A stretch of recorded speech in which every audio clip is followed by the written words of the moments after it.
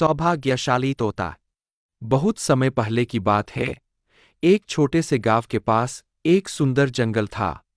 उस जंगल में तरह तरह के पक्षी और जानवर रहते थे।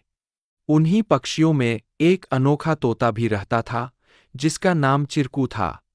चिरकू को लोग सौभाग्यशाली तोता के नाम से जानते थे, क्योंकि जहां भी वह जाता, वहां कोई न कोई चमत्कार हो जाता या किसी की किस्मत बदल जाती।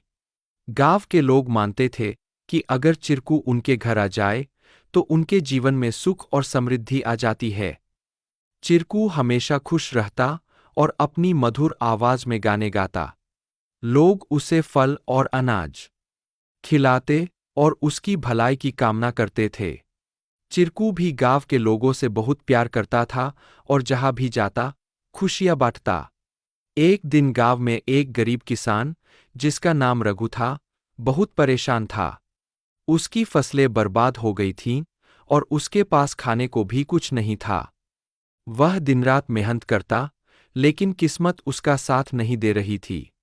एक दिन रघु ने गांव के लोगों से चिरकू के बारे में सुना और सोचा कि शायद यह सौभाग्यशाली तोता उसकी भी मदद कर सकता है। रघु ने तय किया कि वह चिरकू से मिलकर अपनी किस्मत बदलने की विनती करेगा। अगले दिन वह जंगल की ओर चल पड़ा और चिरकू को खोजने लगा। बहुत ढूंढने के बाद उसे चिरकू एक पेड़ की डाल पर बैठे हुए मिला। रघु ने बड़े ही आदर के साथ कहा। चिरकू ने रघु की बातें ध्यान से सुनी और उसकी आंखों में दया उमड़ आई। चिरकू ने अपनी चोंच में एक छोटी सी चमकती हुई पत्ती उठाई और रघु को देते हुए कहा, यह जादुई पत्ती है। इसे अपनी जेब में रख लो और जब तुम अपने खेत में काम करने जाओ, तो यह पत्ती तुम्हारी किस्मत बदल देगी। रघु ने धन्यवाद कहा और वह पत्ती लेकर अपने घर लौट आया। अगले दिन वह अपने खेत में काम करने के लिए गया। जैसे ही उसने खेत में जुताई शुरू की, अचानक से बारिश होने लगी।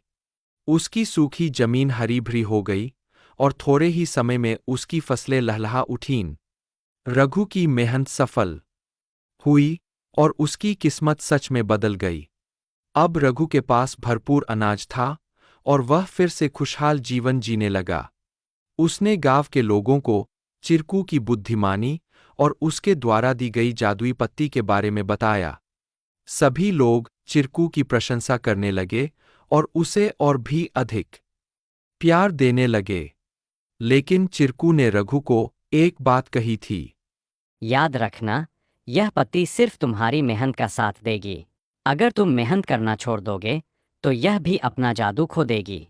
रघु ने चिरकू की बात समझ ली और कड़ी मेहनत जारी रखी। धीरे धीरे उसकी स्थिति पहले से बहुत बेहतर हो गई।